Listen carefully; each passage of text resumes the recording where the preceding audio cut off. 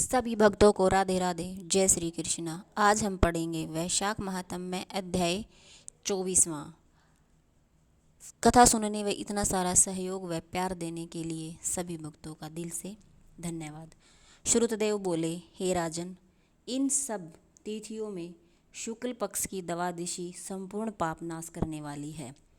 इस द्वादशी का सेवन नहीं किया उसने दान तप और व्रत आदि करने से क्या फल, इष्टापूर्त से क्या फल है। जो फल गंगा पर ग्रहण के समय 1000 गां दान करने से मिलता है, वही वैशाख मास की द्वादशी के दिन योग्य ब्राह्मण को दान देने से मिलता है।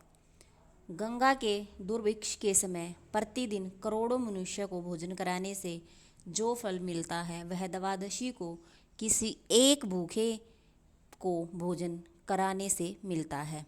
जो शुक्ल पक्ष की द्वादशी के दिन एक चुटकी अन्न भी ब्राह्मण या किसी जरूरतमंद व्यक्ति को देता है, उसे 1000 ब्राह्मण के भोजन कराने का फल मिलता है। जो मधु सहित तिल के पात्र का दान द्वादशी के दिन करता है, वह संपूर्ण बंधनों से छूट जाता है और उसे विष्णुलोक की प्राप्ति होती है। शुक्ल पक्ष की एकादशी के दिन जो रात्रि में जागरण करता है, वह जीते जी मुक्ति पा जाता है। उसे सब देवता प्रसन्न होते हैं।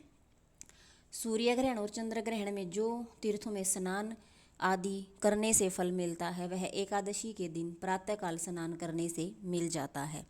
जो मनुष्य द्वादशी के दिन तुलसी के कोमल पत्तों से विष्णु भगवान की पूजा करता है, वह जरूर जरूर विष्णु लोक को जाता है।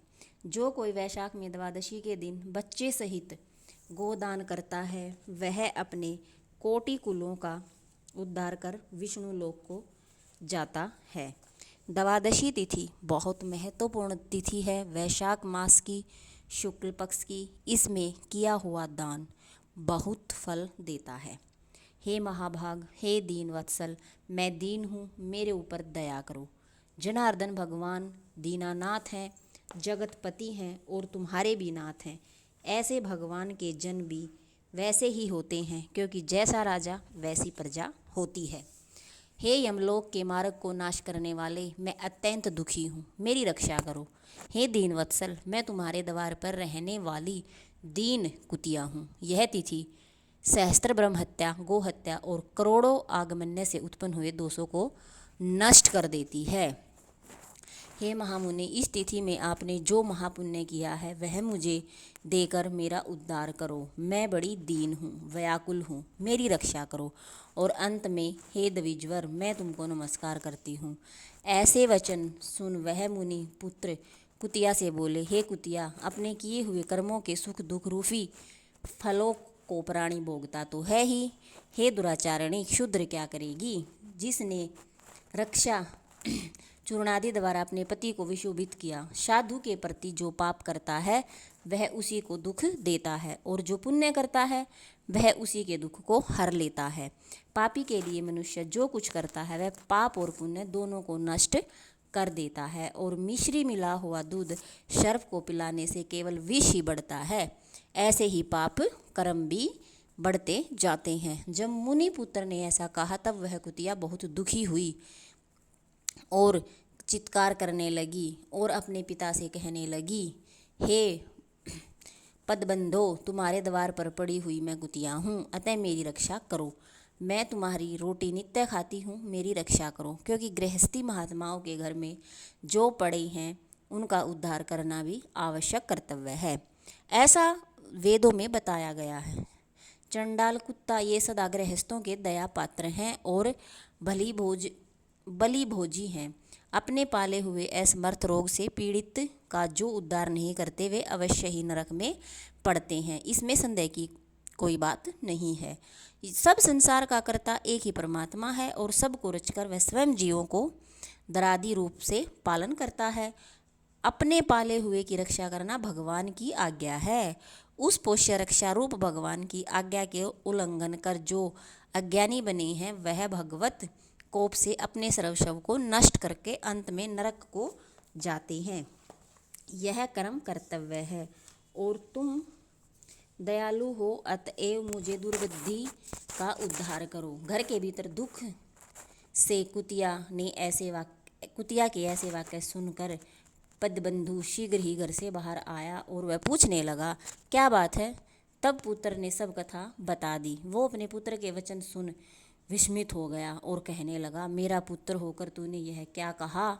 हे पुत्र, साधुओं को ऐसा वाक्य कहना उचित नहीं है। अपनी ही आत्मा को सुख देने वाले पापी औरों से तिरस्कृत किए जाते हैं।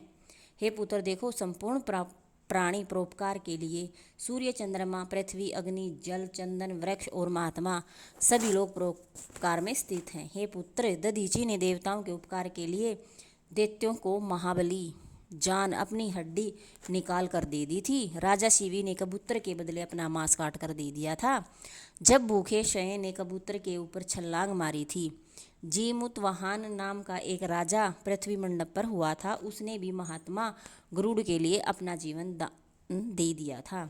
विद्वान ब्राह्मण को तो सदा ही दया करनी चाहिए। मेघ शुद्ध स्थान पर बरसता है तो क्या अशुद्ध स्थान पर नहीं बरसता?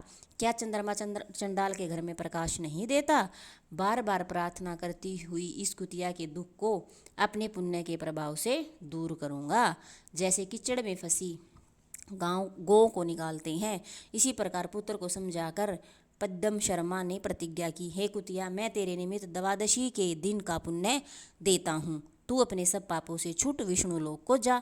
इतना कहते ही हे राजन, वह कुतिया अपने शरीर को त्याग कर दिव्य वस्त्र आभूषण पहनकर सावित्री के समान हो चली गई। ब्राह्मण से आज्ञा मांग दसों दिशाओं में प्रकाश करती हुई वह विष्णु लोक को चली गई।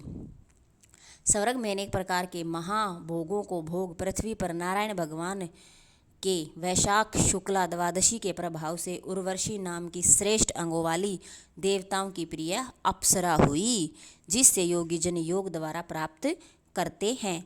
ऐसे अग्नि तुल्य प्रकाशित श्रेष्ठ परमार्थ रूप को प्राप्त कर संत जन भी मोहित हो जाते हैं। उसी रूप को कुतिया ने प्राप्त किया। तत्पश्चात बंधु ने मधुसूदन भगवान की प्यारी पुण्य बढ़ाने वाली इस तिथि को संसार में प्रख्यात कर दिया। करोड़ों सूर्य ग्रहण और चंद्र ग्रहण से भी अधिक पुण्य रूपी और सब यज्ञों से अधिक ऐसी यह तिथि ब्राह्मण ने तीनों लोकों में सिद्ध कर दी। जो भी वैशाख माह के शुक्ल पक्ष की द्वादशी को दान, तप, यज्ञ करते हैं, भजन करते हैं, भगवान का नाम लेते हैं, भगवान की पूजा अर्चना करते हैं, उन सब को हर एक फल की प्राप्ति होती है। द्वादशी तिथि बहुत महत्वपूर्ण तिथि है।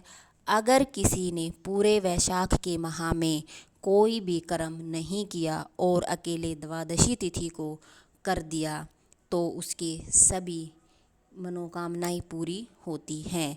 छतरीदान, अन्नदान, जलदान, वस्त्रदान जरूर करें। राधे राधे। जय श्री कृष्णा। वैशाख महात्म्य अध्याय 24वां संपूर्ण हुआ। वैशाख की द्वादशी तिथि बहुत महत्वपूर्ण तिथि है। इसे अपने हाथ से न जाने दे। राधे राधे। जय श्री कृष्ण।